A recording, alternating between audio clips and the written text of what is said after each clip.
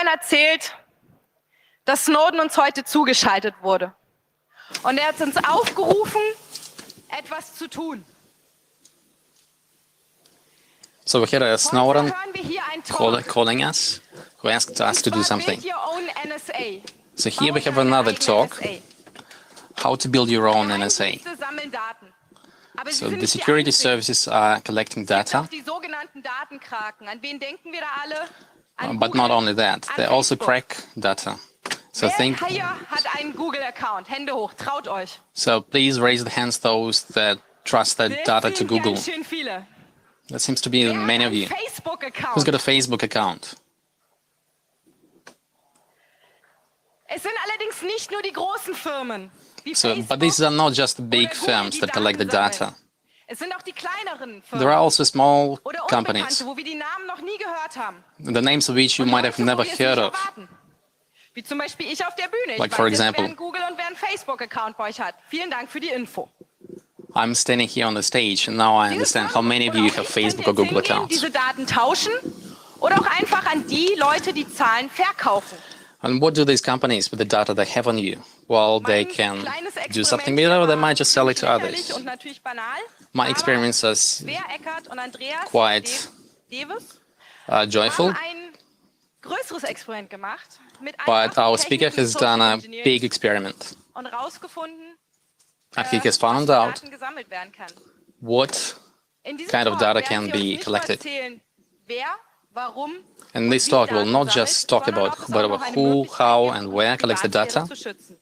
but what can we do how to Andreas protect is our data private scientist. life. Andreas entwickelt is a data Technologien, scientist. damit wir Wissen aus Daten extrahieren können. Svea ist freiberufliche Journalistin Svea is a free und journalist. recherchiert IT-Themen She researches und berichtet IT darüber topics. für die Tagesschau und die Tagesthemen. Sie hat auch mitgewirkt bei Dokumentationen She worked on the documentation movie NSA-Skandal, on the wo gerade Facebook Edward Snowden einen and the großen NSA Teil scandal, eingenommen hat. in which Ich freue mich herzlich, die Snowden beiden hier became zu so well begrüßen known. und bitte euch jetzt um einen ganz, ganz lauten Applaus für die Now I beiden. am Ich wünsche euch asking allen viel for all of Spaß. you for a big applause to these people. And enjoy. Danke. Thank you. Ja, hallo zusammen. Also wir freuen uns Hello natürlich everybody. sehr, dass wir Of hier course, sein we are dürfen also heute. happy to be here. Ich habe, wie gesagt, die Datenanalyse für die Recherche hier gemacht. As has been said, darf I've mich daher done erstmal data analysis entspannen for a jetzt company. und übergebe dann das Wort an Svea.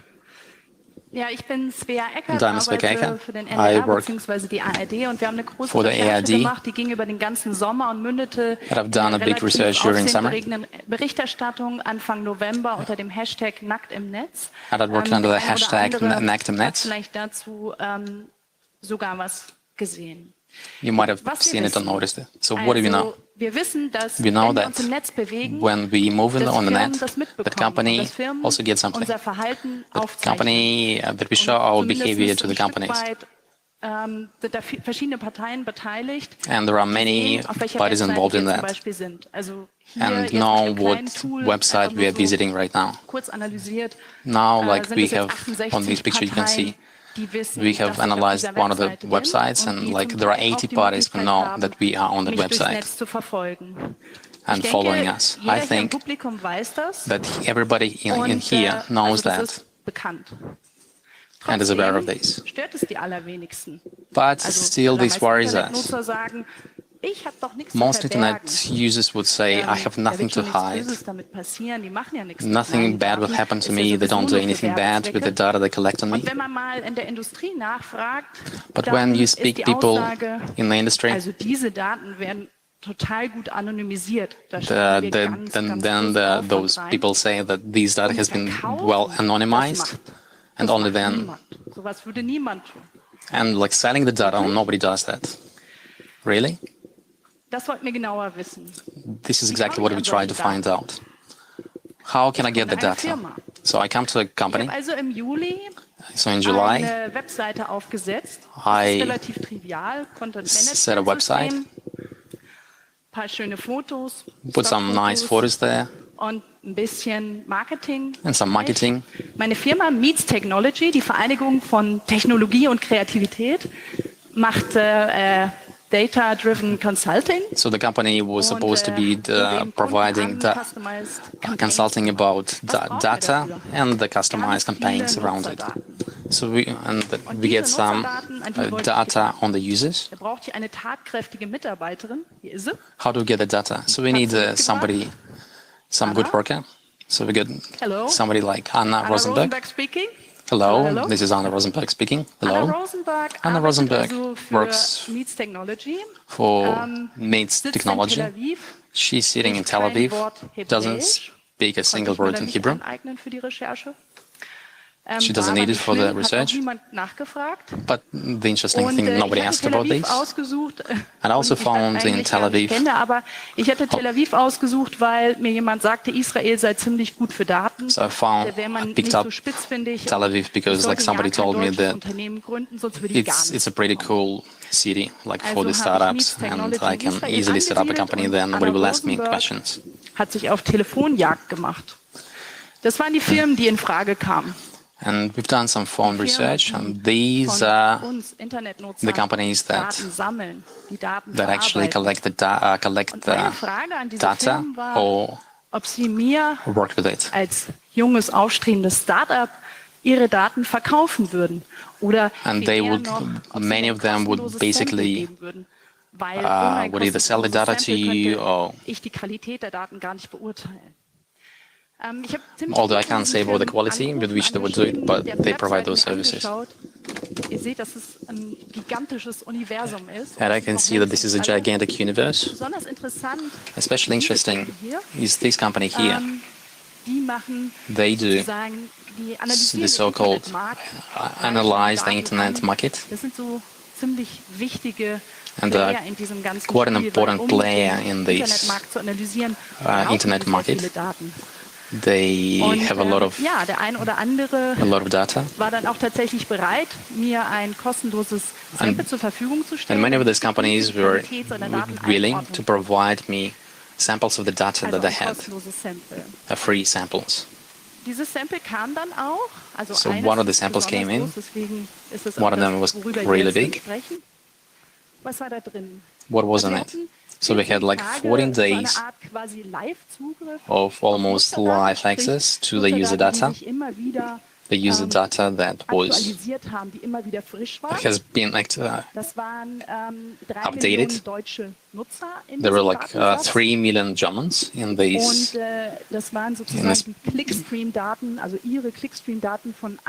And we had access to basically the stream of the clicks, the click stream.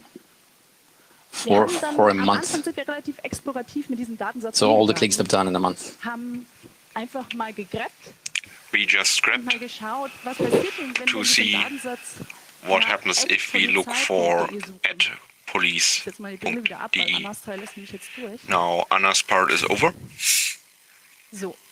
So everything what is Xed, I did in order to protect the privacy of these people. That's the look if you've already cleaned it a bit. You see in 2016 system activated Google. Then someone's looking for a car at 5:30. You can already use the data. He's looking for a Volkswagen Passat in that category. Interesting. Now we want to know, what does he have to do with the police? What guy is that? What guy is behind the data? If we scroll through the data, I made a screen video, so you better see the dimension of the data and how deep they go, how intense they are. You can look for what is he reading, what is he looking for. And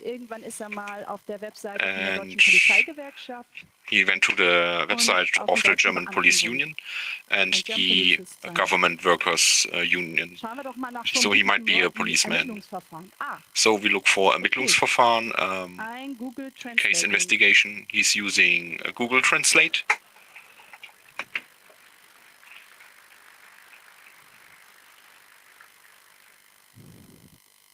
Schauen wir doch mal. Schmeißen wir jetzt mal einen Decoder, da ist es. Let's do the decoder. Sehr geehrte Damen und Herren, im Rahmen eines Here, hier bearbeiteten Ermittlungsverfahrens here we have a investigation for computer fraud. I need some information regarding an IP address which I have privatized. On that time, the data is needed for a investigation. And the person already translated his own email address, his own phone number and his name.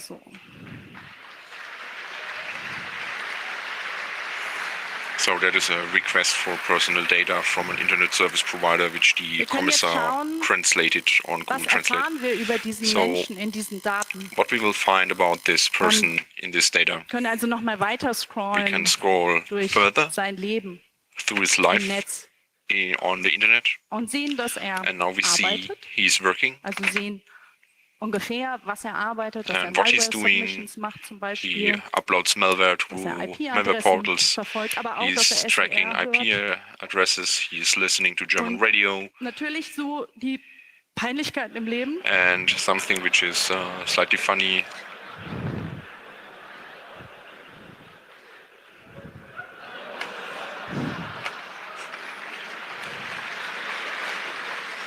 Yeah, looks like he somehow looked up the localhost IP address. Sind da natürlich auch drin.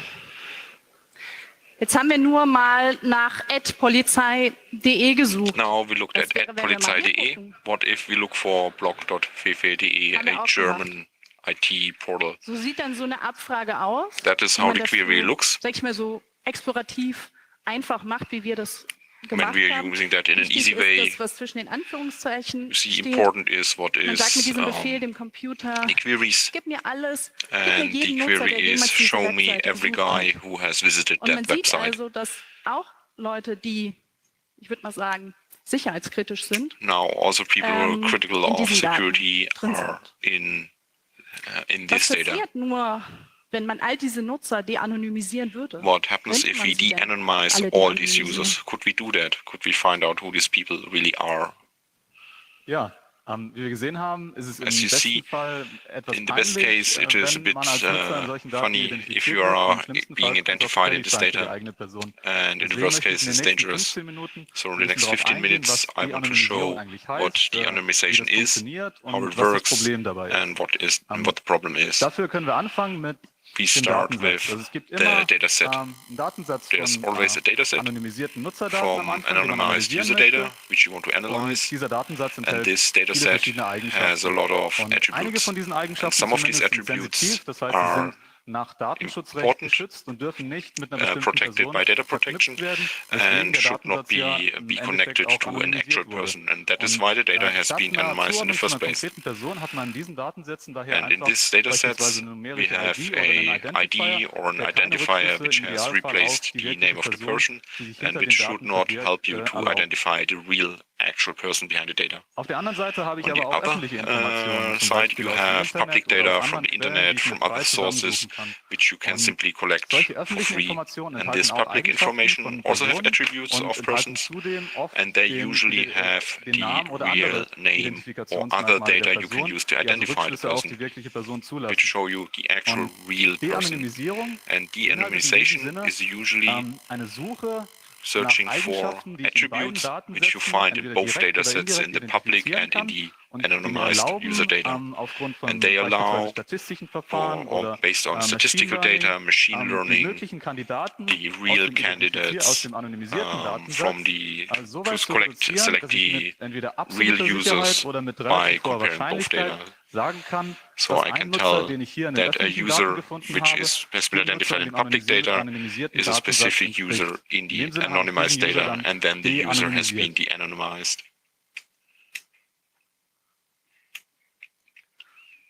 Wie Svea gesagt hatte, ist der As Svea Datensatz, said, den wir the bekommen dataset we haben, used, absolut unzureichend it anonymisiert is worden. not Das heißt, es war sehr, sehr anonymized einfach möglich, aus very den well. It was URL-Daten, die very wir erhalten easy haben, entsprechende to Nutzer identify und the Personennamen actual zu users extrahieren. and the Im real Zweifelsfall hat dafür person's eine name, einzige URL and ausgereicht. usually one Hier habe ich zwei URL Beispiele. was enough. I have Einmal a von few Twitter und einmal examples von from Xing. Twitter Das sind and also from beides Xing, URLs, and die both are Rückschlüsse URLs entweder auf which den show Nutzernamen either the oder user sogar auf den account name Klarnamen und weitere or the Angaben real zu der Person name zulassen. and additional Und metadata on the person. Was die Identifikation hier ermöglicht, and what allows the identification is diese Analytics-Page is the analytics page im Normalfall dem eingeloggten Benutzer zur Verfügung is only steht. seen by the logged-in Wenn ich diese user. URL in meinem Datensatz sehe, kann ich mit relativ If I hoher have Wahrscheinlichkeit this davon ausgehen, URL dass in my der dataset, der hier auftaucht, then I der know Nutzername the des username anonymisierten is Nutzers in meinem the Datensatz username of entspricht. the actual Im zweiten anonymized Fall person. ist In the es second etwas weniger case, offensichtlich. it's Man not kann also nur as sehen, dass man hier eine clear. öffentliche Profiladresse hat, die man There's auch a so im public Internet profile finden kann. address, which you could Was also aber den find on the Unterschied internet, macht, ist but the diese difference is spezielle, there's a diese spezielle specific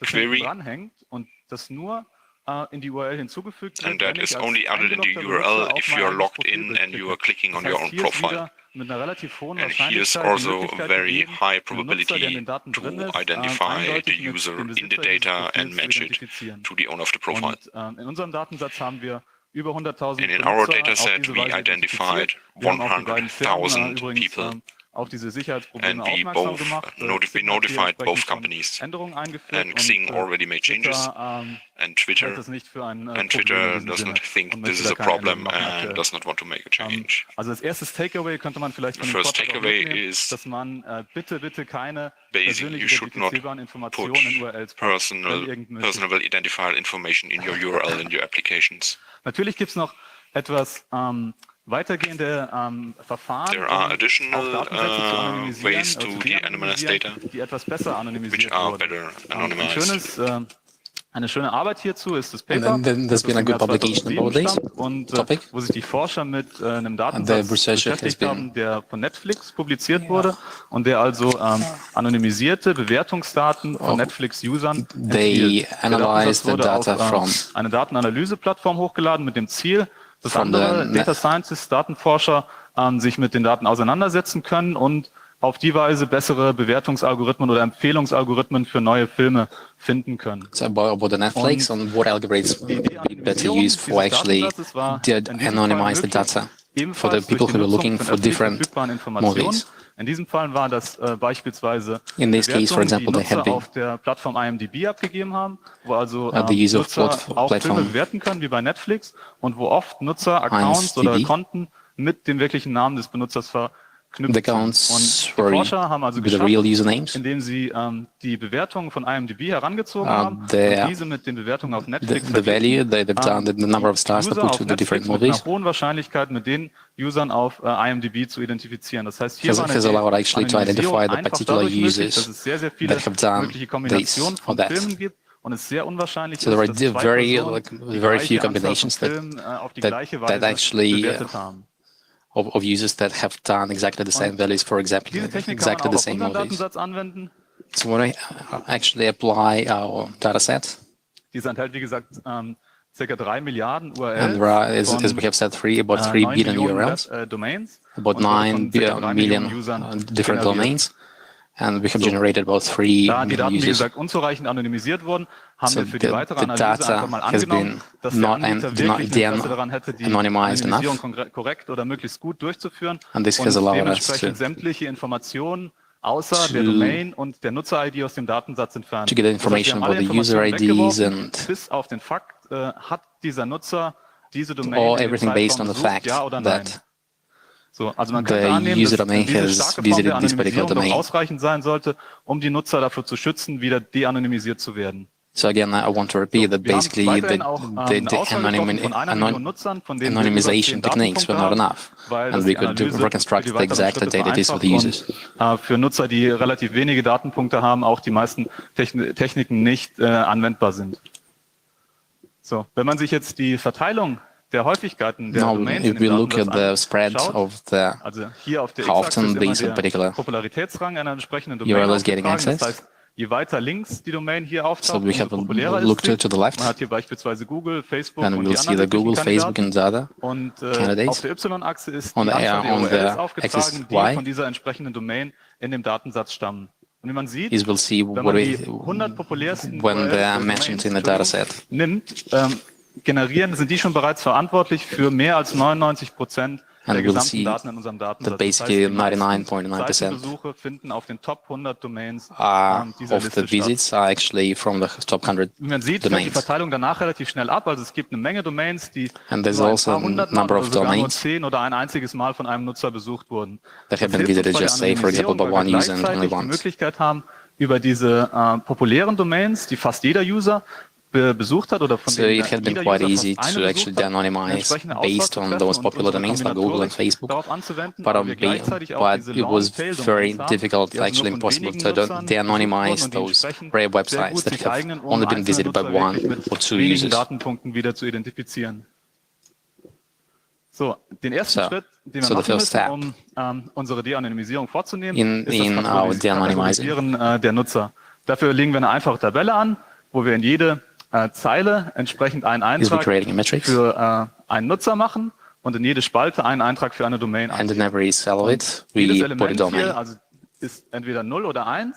So und it's ist either genau zero, 1 and so dann, basically wenn we have either der 0 or entsprechende 1 in Nutzer all die those entsprechende cells. Domain besucht hat. So if the user has Das heißt, visited es a gibt eine particular Matrix domain, we'll mit put 9 1. Millionen Einträgen für die Domains We'll und 1 fill it with Million color. Einträge für die User, wobei die So we meisten have, Elemente say, dieser for Matrix example, null 1 sind.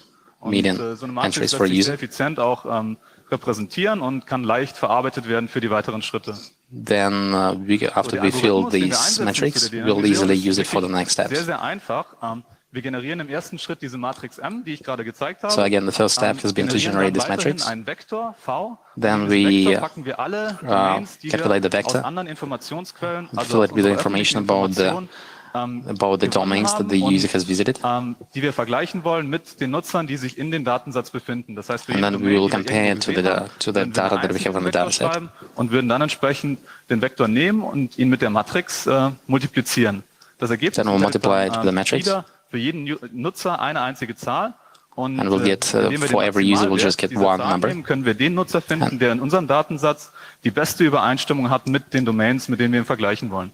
And Wirklich then ein sehr, sehr einfaches Verfahren, das allerdings sehr robust und auch sehr, wie man sehen wird, effektiv this ist will für die allow us to Anonymisierung. easily figure out, find that user in the Das ist natürlich dataset. alles sehr abstrakt, deswegen habe ich So hier this mal has been ein always Beispiel quite von einem abstract. Nutzer, den wir zufällig ausgewählt haben aus unserem Datensatz. Und wir gehen jetzt einfach mal durch die einzelnen Punkte durch. Also So we'll hier just go würden wir through the jedes Mal steps in jedem Schritt one by eine one. Domain hinzunehmen, die der Benutzer entsprechend besucht We'll hat. take Und dann different schauen, domains which the user wie has viele, visited and see Nutzer how verringert many das die möglichen users have Nutzer in unserem Datensatz, die diese Domains visited besucht haben könnten. the same, Wir sehen, wir could have fangen hier visited the links same mit ca. site. 1,1 Millionen Nutzern an. So for example, we Dann get nehmen wir unsere erste Domain, das ist GOG.com. Das ist eine Gaming-Webseite. 1,508 Und da users. sehen wir schon, haben wir eine extreme And then we'll see Reduktion in der Anzahl der möglichen that 15,000 of them have weil jetzt visited nur noch the site 15.000 Nutzer diese GOG.com. Domain drin sind, die wirklich diese Domain besucht haben und die halt der potenzielle Nutzer sein könnten. Wie wir auch sehen, ist dieser Nutzer hier Telekom-Kunde, das heißt, er hat And we'll also see that there are, out of these set, there are 366 users of the Kundencenter Telecom. So, er ist auch Sparda-Bank-Kunde, weswegen er auch diese banking. And we'll see that if out of these set that also use the banking to sparta.de, then we get the number of 11. So that's the number of users that use the banking, this particular banking, users of the telecom.de and have visited GOG.com. Das heißt, hätten wir diese 4 Informationen aus öffentlichen Quellen extrahiert, könnten wir schon mit Sicherheit sagen, welcher Nutzer in unserem Datensatz So after we have processed this information, we can with quite with certainty say which particular user. So, jetzt ist natürlich die Frage, wie gut funktioniert das Verfahren in Abhängigkeit auch davon, wie viele Informationen ich denn überwachen kann von dem Nutzer. So obviously the quality of this approach will be based on how much information what we have about the user. Mit seinem Browser aufgerufen hat, aber die viele Tracker sehen ja im Prinzip nur einige hundert oder vielleicht einige tausend oder 10.000 Domains, auf denen entsprechende Skripte installiert sind. And this will also depend on what websites would have actually the scripts installed in the websites to track the users. Abhängigkeit der Anzahl der Domains, die ich zur Verfügung habe. So wir fangen this also an is hier links, wo wir nur die Top 50 Domains in so unserem only out of the Datensatz top 50 und schauen uns an, domains. Wenn wir ein zufälliges Sample von Usern, in diesem Fall 200, versuchen zu de-anonymisieren. In this case, we try to de-anonymize 200 users. Unter all den Nutzern, den wir in dem Datensatz drin haben. Man sieht hier für 50 we'll Domains ist das ungefähr 160. Das heißt, es gibt 160 andere Nutzer im Schnitt, die eine höhere Wahrscheinlichkeit haben, mit den Daten übereinzustimmen, als der wirkliche Nutzer. So, wenn wir jetzt die Anzahl der Domains allerdings erhöhen, also wir können zum Beispiel auf 100 gehen, sehen wir, dass dieser Wert schon rapide abfällt. Das heißt, hier habe ich schon die Anzahl der möglichen Nutzer. Now I have the number of additional users, accounts which could be mapped to a real user, and I reduce that to 25. And if I add additional domains to 200 or 300, auch in der Lage, wirklich den Nutzer eindeutig wieder zu then I would be able to identify the user without problems, so there is no difficulty in identifying the actual person. Graue Theorie und of course, this is all theory. Solche öffentlichen Informationen zu gewinnen oder can I somehow get this public information, or is it unrealistic to get the actual data? So I used the data and additional public information to try to de-anonymize the real people as an experiment. There's 3 examples. The first is Twitter data. Ein Nutzer aus unserem Datensatz, we took one person who had a Twitter account just by random chance and looked what URLs did this user use in a specific time frame, the URLs which he liked and provided to others. We generated the domains from these shares and we used our algorithm on these domains. Wie wir sehen, haben wir As we see, we do have 8 domains for this user in that time frame, which are really popular domains like GitHub, Change.org, and blogs, which is tab.wordpress.com, which only 129 people are visiting, and a few smaller websites. If we uns anschauen, look at which users in our dataset visited at least one of these domains in the specific time frame and match these users against the domains from this dataset, we get this graphic as a result, which is at least 110,000 users who visited at least once, and how many of them wirklich besucht hat. Und wir sehen, also es gibt sehr viele Nutzer, die mindestens eine hiervon besucht haben. Wenn wir allerdings hochgehen zu 2, 3 oder 4 davon, verringert sich die Anzahl sehr schnell. Und wir sehen hier, dass wir oben bei 7 einzelne Nutzer haben. Und dabei handelt es sich wirklich um den Nutzer, den wir entsprechend anonymisieren wollten. Das heißt, hier ist eine Zuordnung mit 100%iger Sicherheit möglich für diesen Nutzer. Wir haben das auf andere Nutzer durchgespielt. Wir konnten nicht immer den korrekten Nutzer rausfiltern, aber wir konnten in den meisten Fällen die Anzahl möglicher Nutzer auf ca. 10 bis 20 reduzieren. But in most cases it was at the end 10 to 15 users at the end. Das zweite Beispiel, das ich jetzt noch zeigen möchte, ist anhand von YouTube-Daten gemacht worden. Oft ist es so, dass viele Daten in solchen Datensätzen wirklich anonymisiert werden, aber bestimmte Daten davon ausgenommen werden, weil es ein starkes Interesse gibt seitens der Unternehmen, diese zu nutzen. YouTube sind ein gutes Beispiel dafür, weil Unternehmen beispielsweise wissen möchten, welche Videos haben sich bestimmte Nutzer angeschaut, in welcher Kombination, und daraus Erkenntnisse abzuleiten. Und man könnte auch meinen, dass diese Informationen über öffentliche Videos, die eigentlich jeder sich anschauen kann im Internet, auch nicht kritisch ist. Was wir gemacht haben deswegen, zu zeigen, ob das wirklich so ist, ist, dass wir wieder aus unserem Datensatz einen Nutzer extrahiert haben, von diesem Nutzer die Favoritenliste der YouTube-Videos ausgesorgt haben, die auch öffentlich ist im Normalfall.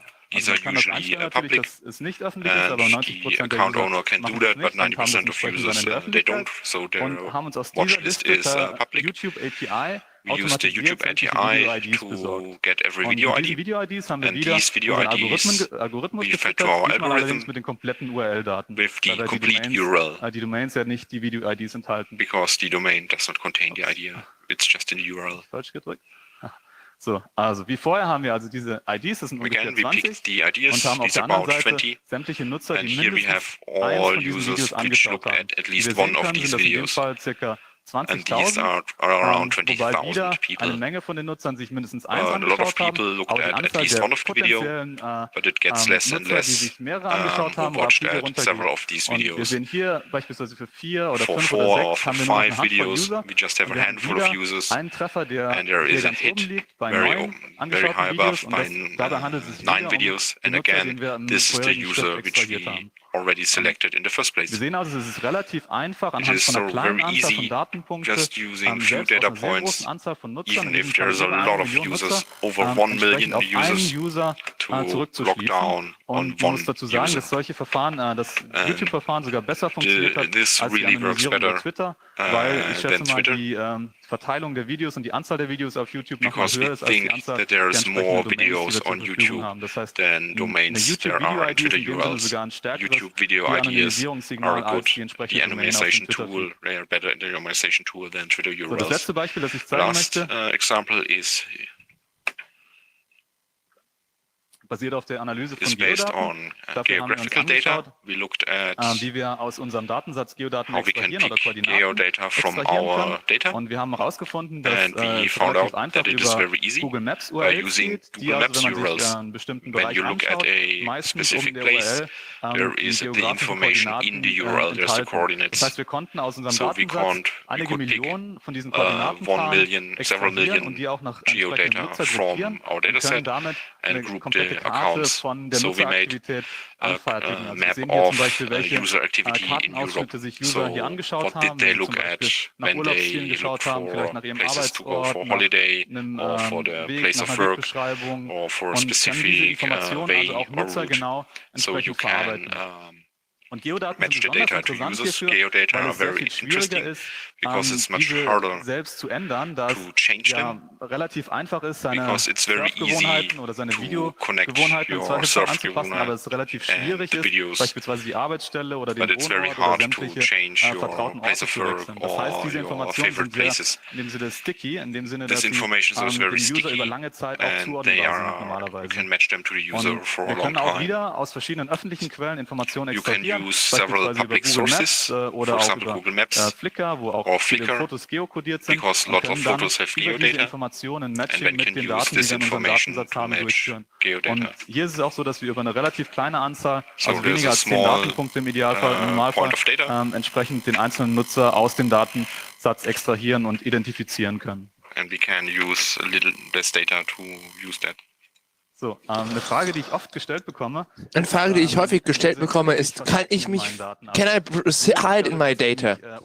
Can I, due to moving unreliably or changed by watching websites I usually don't look at, can I just mistake the algorithm?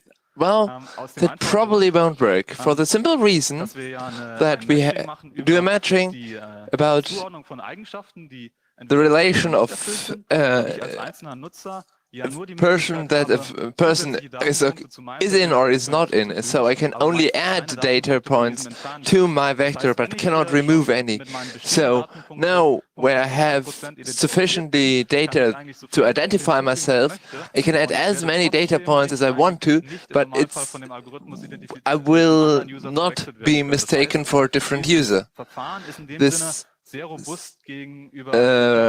is very robust against data changing by the user. Another point is that this data points that have a lot of dimensions and information is really hard to anonymize. It's really hard to anonymize, and you can always be sure that all that all the data from all the users is protected. More and more public information data is available, and all of that data can be used to link old data with new data. Old data that has been de-anonymized can now be linked with new and still anonymized data. And how we have seen, sometimes really few data points are sufficient to pick out certain users and identify them. But what does that mean to us? What does that mean if you are confronted with your own data? If someone else confronts you with their own data. So this data research was for a political magazine, and we were looking for politicians and their employees, some from the SPD, some from the Grünen, and one from Lars Klingbeil, net political speaker, was one of the European Parliament, and up to the another employee of the Chancellery. But because the employees are much more interesting than the politicians themselves, because they plan the travels, they do all the political work. So not everybody wanted to talk with us, and especially not in front of the camera. One who did it was Valerie Wilms. Before we listen to her, let's look in her data. She published. She was okay with publishing it in this talk, because here I did not anonymize everything like in the last data set. So on the first of the 8, she got up early, first banking, even more banking. So we already know that, for example, she has these bank accounts. We can't access the bank accounts themselves, but we know where they are. A bit less favorable is towards the end of August. A lot of people have done their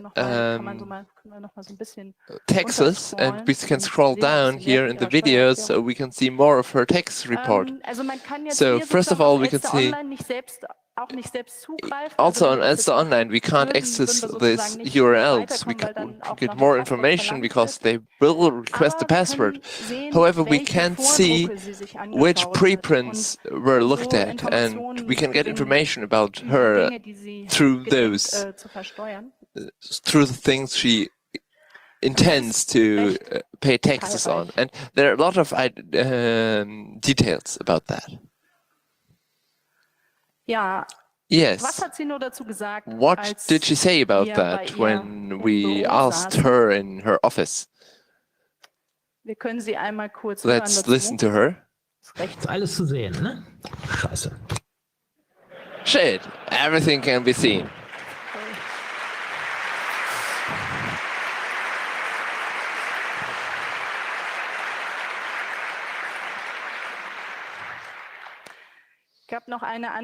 There was another story we talked with her about. There are not only taxes, but you can also look at medicine, in this case Thebunin, which is taken with tinnitus or when you're just down. And this is especially a big problem for politicians when these information are published, when people might take wrong conclusions, or they can force you to do something about it. So we talked with her, and I don't want to hide that reaction from you. I don't know why I looked at Thebunin. It's not nice to read this afterwards, especially if it's connected with your own name. Yeah, that's Valerie Wilms about her data. So this short clip shows us how complicated the data is.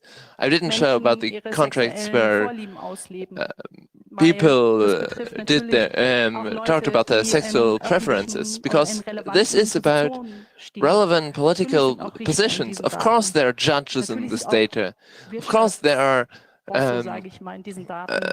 boss of large companies in this data. They are all humans, and they all have dreams and thoughts, and it isn't something that should be placed in the hand of third parties. So everybody we talked about it on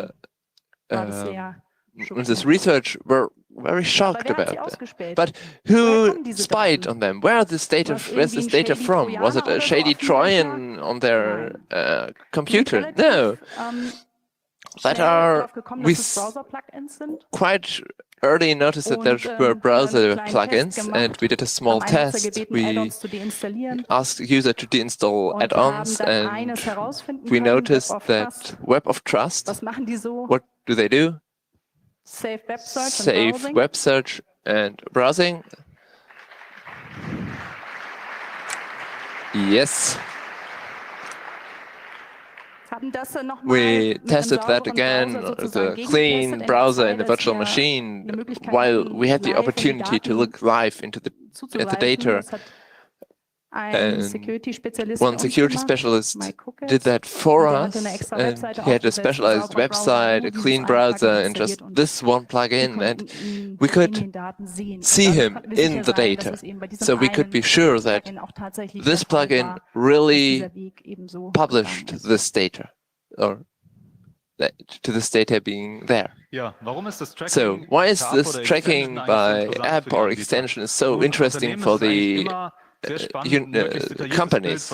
Everybody wants as detailed data about every customer as possible, want every data about the user. And with most trackers, as a user, you look at a website and then a JavaScript applet or different tracking methodology is used and connects with a tracking server and sets or saves some data that follows you as a user.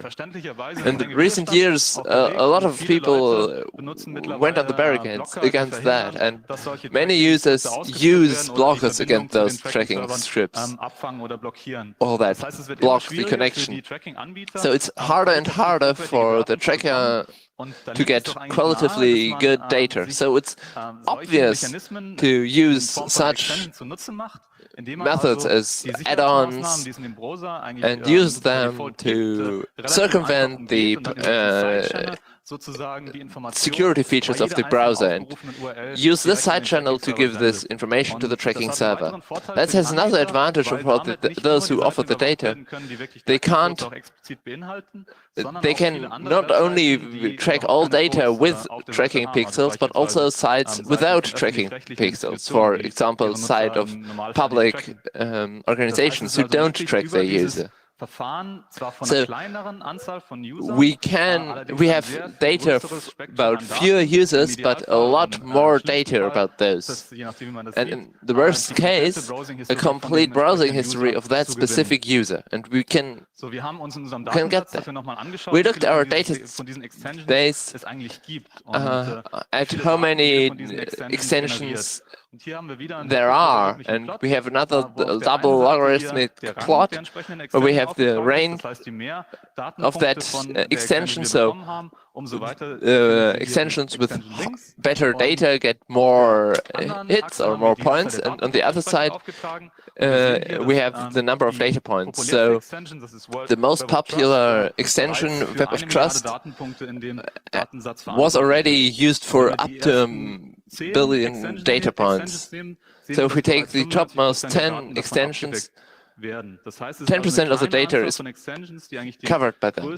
So few extensions offer the most of the data. Nearly 10,000 different application IDs are here. Some have a few hundred or sometimes up to 1 million data points. It isn't always sure that are really 10,000 different extensions, because we have no way to know what applications are behind those application IDs. So to have a better view how bad a web store is, we looked at an behavior. So we took a Chrome browser, automatically installed different extensions, and with this WebDriver we browse to different websites, while we logged which websites are called by the browser when we looked at specific sites. So we could follow and we could see whether the browser sends additional information to third parties when opening a website. So we looked at 500 plugins, and as you can see, most are as expected, the expected number of URLs for the test data we used. And at the same time, there are a few extensions like this one that are strange, that does a lot of URL requests, but looking at it more closely, this extension also sends data onto a third-party service with every opened URL. From those 500 supervised URLs, just a few really were malware, or so the identification, the probability that you infect yourself with such a plugin is not that high at the moment, but it appears to grow. Can I protect myself against such data? Such leaks. So I assume that in a few years, despite clients' blocking of trackers, it gets harder and harder to move anonymously in the internet, because just a few data points are enough to identify data of an pseudo-anonymized user. So even if I block all trackers, there's still my IP address and my user agent, and the combination of several such identifiers can't be enough to identify myself exactly in larger data sets. So if I want to be securely on the internet, I will have to be sure that I change a lot of these data commonly, maybe using VPN with commonly changing IP addresses, but that is no guarantee that you are not tracked. So it gets harder and harder to move in the internet without being in the risks of being de-anonymized. Ergebnis von der Recherche so what are the results of this study? WOT verschwand relativ kurz nach der Veröffentlichung. So these came soon after the publication. Mozilla Store. So WOT Und es haben natürlich sehr viele Nutzer wie verrückt no longer became available on the Chrome Web Store. Deswegen können wir davon ausgehen, dass so it also der Datenstrom dann is no longer the Mozilla Store. Aber natürlich die Plugins, die there was a number of users who also uninstalled the Nutzer, plugin. die jetzt das nicht deinstalliert haben, But there's still a number of users a large number of users who still keep using those plugins. At least wieder im for a couple of weeks after the end of the research. So mein persönliches Fazit So my personal ein Stück weit takings from these. Sprich, Andreas hat es schon angedeutet, So Andreas has already nicht auf die Stores said verlassen, that we cannot rely on the stores und selbst überlegen, for them to protect us, actually look into the plugins or prevent the spying on us. So we're getting to the end of our talk. Dank an ein relativ großes Team, was uns unterstützt. So this is just like some overview of a huge topic. Sitzt in der ersten Reihe. Ja, danke schön. And like on the first row, there's one of the big people who helped me in this research. Thanks a lot.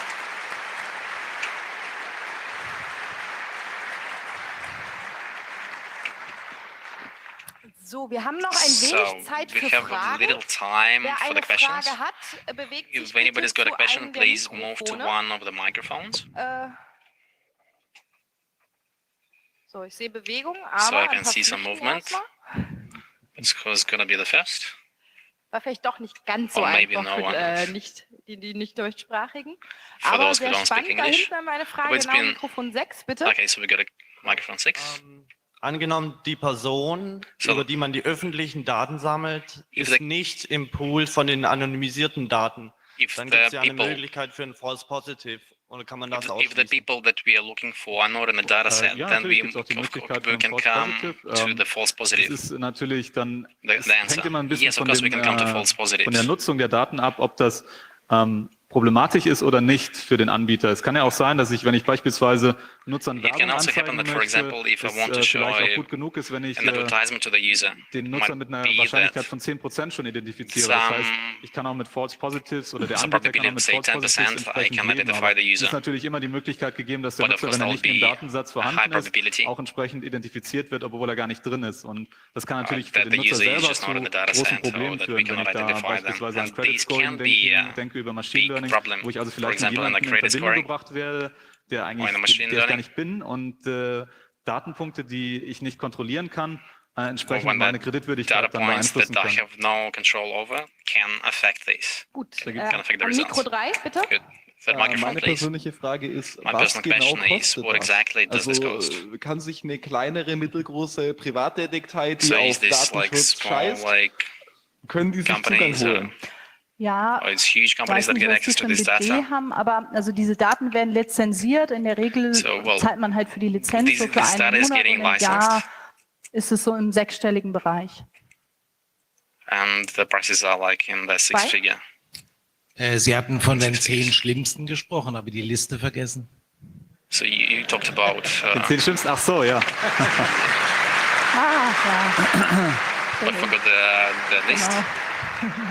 Also wir haben auch lange überlegt, ob wir die Extensions entsprechend veröffentlichen können. Wir haben allerdings noch keine Zeit gehabt, eine detaillierte Analyse zu machen. Und ich möchte keine Namen jetzt nennen von Dingen, wo sich am Ende rausstellt, dass es eigentlich gar nicht problematisch ist. Das heißt, wir werden auf jeden Fall dranbleiben und versuchen, alle von diesen Extensions, die in dem Datensatz drin sind, auch zu identifizieren. Aber wir wollen natürlich eine Gewissheit haben, dass auch entsprechend wir die korrekten Extensions rausfiltern können, bevor wir die Namen dann veröffentlichen. Of course, we want to publish that list of the 10 worst, but we are not sure about all of them. So we are looking into that and publish them at a later point, hopefully. We have another question of the Internet. Also ich nehme jetzt einfach mal ein paar Fragen aus dem Internet zusammen. So I'm just taking a few questions from the Internet together. The main point is there any technical or heuristical means to protect yourself against that kind of attack? Or has somebody tried to sue against them? Teil kann ich beantworten. Also jetzt von unseren Betroffenen hat da noch niemand geklagt. Some more information I can give from those we looked at. Not one of them sued, but you can protect yourself against it in some point. The problem is most users don't know the problem that the data is connected to this extension. So there's a responsibility by the browser creator, and we are quite disappointed that Web of Trust is again in the Chrome Web Store, and some of those extensions that had been installed previously were not removed. So the creator of the browser should be the one who can protect the user by checking the extensions before publishing them. But yeah, they don't do that. So do look at different browser creators and maybe look at even smaller browsers, which less user base, they might do a better job. Number 5, please. Gibt es die Möglichkeit, dass ihr die Liste, die ihr für eure Recherche erstellt habt, von Unternehmen, die Daten verkaufen, halt veröffentlicht, quasi als Not-to-Work-For-Liste? As has been basically been removed from the data set that they provide to other users.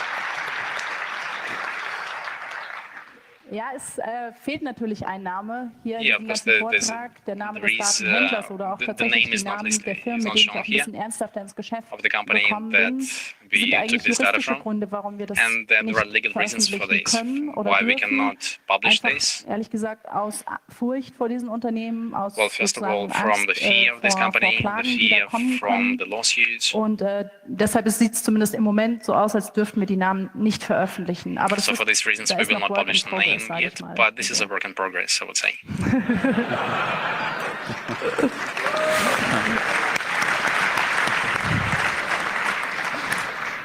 Mikro 1. Microphone 1. So einer der Klassiker ist ja JavaScript aus und Cookies aus und JavaScript. Bestimmte Seiten, denen man vertraut, zulassen. Jetzt sagen wir aber auch, okay, wie weit würden Sie denn kommen, wenn man jetzt sowas wegnimmt und nur über IP-basierte can we trust the bank not to take our IP addresses wie weit würde man da mit der data? Anonymisierung kommen? Also meines Wissens setzen viele Anbieter bereits Verfahren ein, die eigentlich nicht mehr auf Cookies basieren, also nur noch, wenn sie verfügbar sind und die stattdessen auf anderen Identifikationsmerkmalen basieren, die entsprechend schwerer zu ändern sind, beispielsweise der IP-Adresse oder der Device-ID oder anderen IDs, die entsprechend fix sind und getrackt werden können über die Zeit. Das heißt, es ist relativ einfach, zumindest mit einer hohen Wahrscheinlichkeit möglich, Nutzer über verschiedene Endgeräte zu identifizieren. Und ich kann mich natürlich gegen das clientseitige Tracking schützen, aber das heißt nicht, dass ich mich gegen diese anderen Tracking-Maßnahmen auch schützen kann. So there are, of course, different ways you can protect a particular user, but they might not work for other users. On the question of de-anonymizing, stark zu erschweren oder zu verhindern durch is it actually possible to make de-anonymizing more difficult? Ja, das ist in bestimmten Kontexten in some contexts. Anwendbar. Hier bei den Daten ist ja das Problem, dass ich selbst als Nutzer eigentlich nicht kontrolliere, was ich von mir generiere, weil die Daten entweder unbewusst oder ohne meine Zustimmung erhoben werden. Das heißt, ich kann das Einzige, was ich tun kann als Nutzer, ist zusätzliche Datenpunkte zu liefern. Ich habe aber keine Möglichkeit, Datenpunkte zu fälschen oder auch oder nur in sehr geringem Umfang zumindest oder auch Datenpunkte wieder zu entfernen. Das heißt, in dem Sinne wäre das vermutlich eher weniger angebracht, aber klar, im Zweifelsfall ist es immer besser, möglichst wenige Informationen rauszugeben, obwohl es eigentlich schon ausreicht, wenige kleine Informationsschnipsel zu haben, die man dann relativ schnell auch zusammenfügen kann, wie wir gesehen haben. Das heißt, es ist auch wirklich schwer abzuschätzen und hängt auch immer sehr stark von der Natur des Datensatzes ab, wie verräterisch in dem Sinne einzelne Datenpunkte von mir sein können. Ich würde gerne ein bisschen eine naive Frage stellen. Ist das eigentlich quasi möglich oder erlaubt, also die juristische Frage. Und auf der anderen Seite scheint mir doch ein gewisses Gefälle zu sein zwischen dem, was auf der einen Seite gemacht wird und Sie, die jetzt Sorge haben, diese Namen zu nennen, auf der anderen Seite. Es scheint mir ein gewisses juristisches Gefälle zu geben, das ich gern verstehen würde. That I've got a particularly interesting behavior. I've observed interesting behavior on, but I would not name the website. Sehr gute Frage. Vielen Dank dafür. Wir haben tatsächlich diesen juristischen Aspekt für diesen Vortrag ein Stück weit ausgeklammert und der ist aber trotzdem hochspannend und wir haben viele Gespräche mit Datenschützern darüber geführt, auch mit Juristen darüber geführt und haben tatsächlich auch Paragraphen gewälzt, weil uns genauso diese Frage beschäftigt hat. Kann das überhaupt erlaubt sein? Also zumindest was man für Deutschland sagen kann, das ist nicht erlaubt. Und zwar einfach aus dem Grund, weil keiner der Nutzer irgendwo dazu zugestimmt hat. Also keiner der Nutzer, die wir besucht haben, hat irgendwo irgendwas angeklickt. Ja, ich möchte bitte, dass meine Daten in diesem Umfang keiner. Und das kann sogar nach Aussage von Datenschützer, das könnte sogar eventuell strafrechtlich relevant sein, also sprich in Richtung Abhören gehen. Bislang bislang hat sich noch niemand berufen gefühlt, da tatsächlich Klage oder Anklage zu führen. Also aber wir machen, was wir jetzt sozusagen machen, ist, trägt ja vielleicht dazu bei, dass es mal eine Eingabe gibt beim Datenschützer und dass dann tatsächlich sich auch mal jemand dahinter klemmt. So what we're doing here is raising awareness so that you can maybe sue or get someone to log a complaint if you are. On the other hand, also the problems that there's a problem that the companies won't have a lot of fines to pay, and we would have if publishing we would have a high risk.